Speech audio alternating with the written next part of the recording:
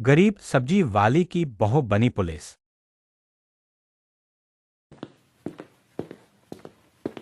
अरे बेटा, घर में सब्जी रखने की जगह नहीं होती और तू इतना सारा कूड़ा कबाड़ा उठाकर घर ले आया।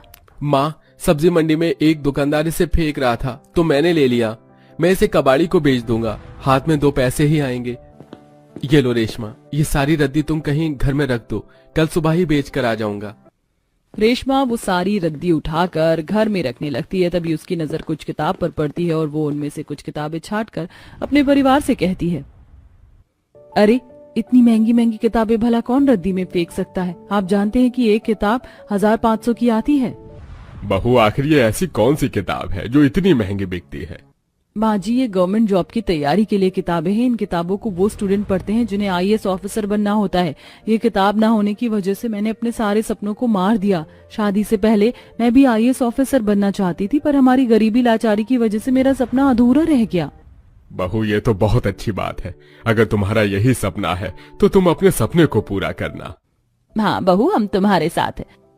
हम सब्जियां बेचकर अपनी बहू को आईएएस ऑफिसर की तैयारी करवाएंगे। अब तुम्हारे पास किताबें हैं, तुम आराम से पढ़ सकती हो। बस तुम हमें ये बता दो कि और क्या चाहिए तुम्हें। इतना बोलकर सुमित्रा अपने काम में लग जाती है और रेशमा उन किताबों को खोलकर देखने लगती है। अब इसी तरह कुछ दिन बीत जाते हैं और रेशमा अपनी सास के साथ बाहर बैठकर पढ़ाई करती है और ये देखकर उसकी अमीर पड़ोसन, अरे सुमित्रा सब्जी बेचने के साथ साथ अपनी बहू के हाथ में किताब क्यों पकड़ा रही है? अरे उसे भी सिखा सब्जियां कैसे तौली जाती है। भला इस उम्र में बहू को पढ़ाकर क्या दिखाना चाहती है?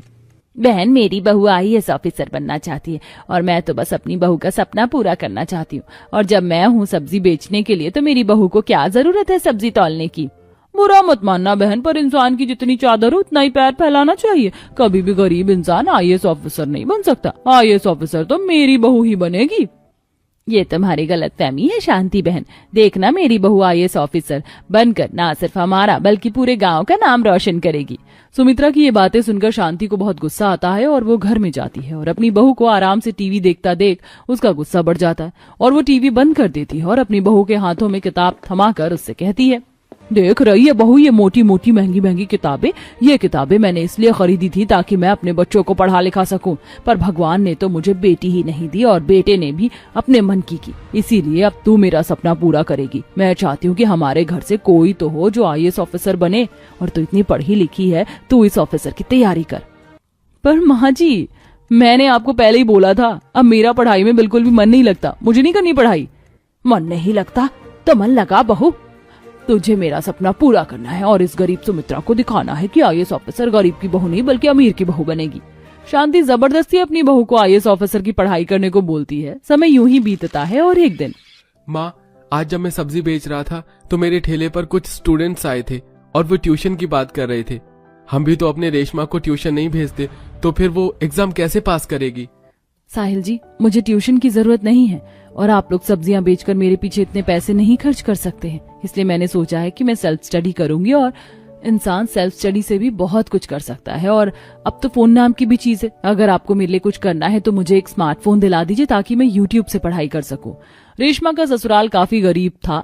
वो लोग सब्जियां बेचकर जैसे तैसे अपनी रोजी रोटी कमा रहे थे। इसी बीच उन्हें फोन की बहुत ज्यादा जरूरत थी। इसलिए अब सुबह से शाम तक न सिर्फ साहिल और रेशमा के ससुर फेरी लगाते बल्कि रात को बाजार में भी सब्जियां बेचते हैं। तो वहीं घर के बाहर सुमित्रा भी सब्जियां बेचती है।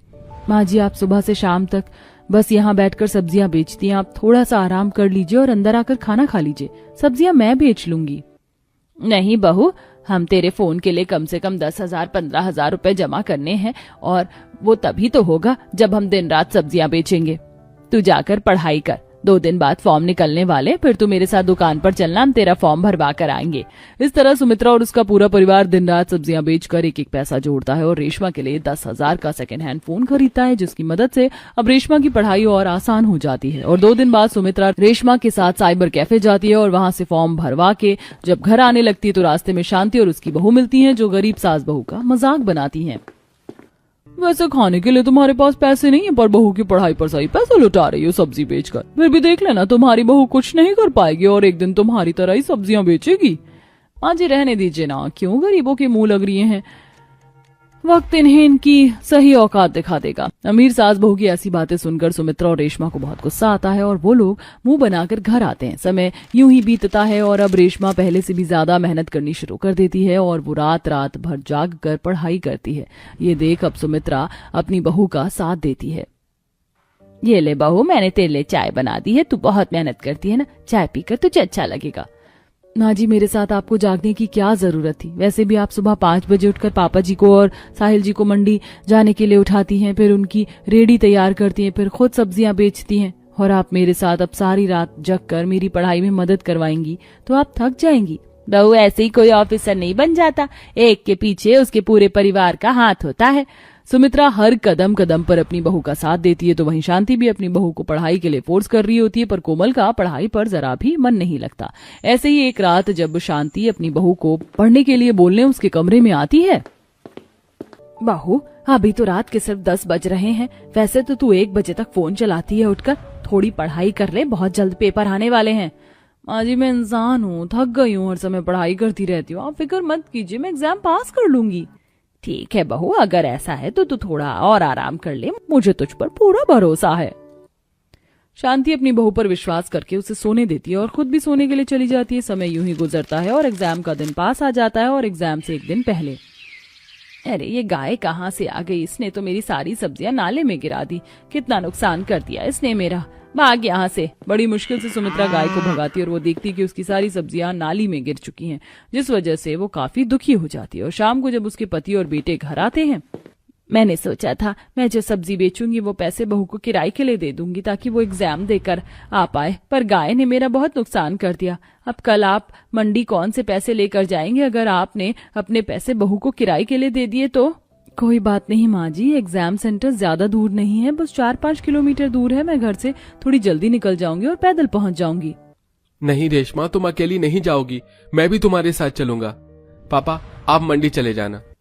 जहाँ एक तरफ पैदल पैदल साहिल और रेशमा एग्जाम देने के लिए जाते हैं तो वहीं शांति अपनी बहू को गाड़ी में बिठाती है और कोमल अपनी सास से बोलती है, माँ जी, मैं ड्राइवर के साथ जा तो रही हूँ, आप रहने दीजिए, मैं एग्जाम अच्छा देकर आऊंगी, मुझे सब आता है। इस तरह कोमल अपनी सास को बेवकूफ बनाकर ड्राइवर के साथ अपने दोस्तों के घर चली जाती है और वहां पार्टी एंजॉय करती है।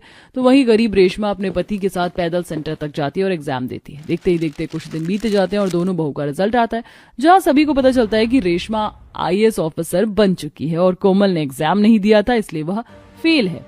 शर्म कर ले बहू, तेरी वजह से मेरी इज्जत मिट्टी में मिल गई, अगर तूने एग्जाम दिया होता तो तू भी पास होती, पर तूने ना पढ़ाई करी ना एग्जाम दिया, और देख वो गरीब बहू बाजी मार गई, उसने अपनी बात सच कर दिखाई और मैं बस देखती रह गई। शांति बस अंदर ही अंदर जलती रह जाती है और बहुत जल्द रेशमा अपनी IAS ऑफिसर की वर्दी पहनकर घर आती है और सब्जी बेच रही अपनी सास को टोपी पहनाकर सभी गांव वालों से कहती है, आज मैं जो कुछ हूँ अपनी गरीब सब्जी बेचने वाली सास की बदौलत हूँ। मुझे उम्मीद है मुझे देखकर यहाँ की और भी कुछ बहुएं कुछ कर दिखाने का जज्बा रखेंगी और अब मैं किसी की प्रेरणा बनूंगी।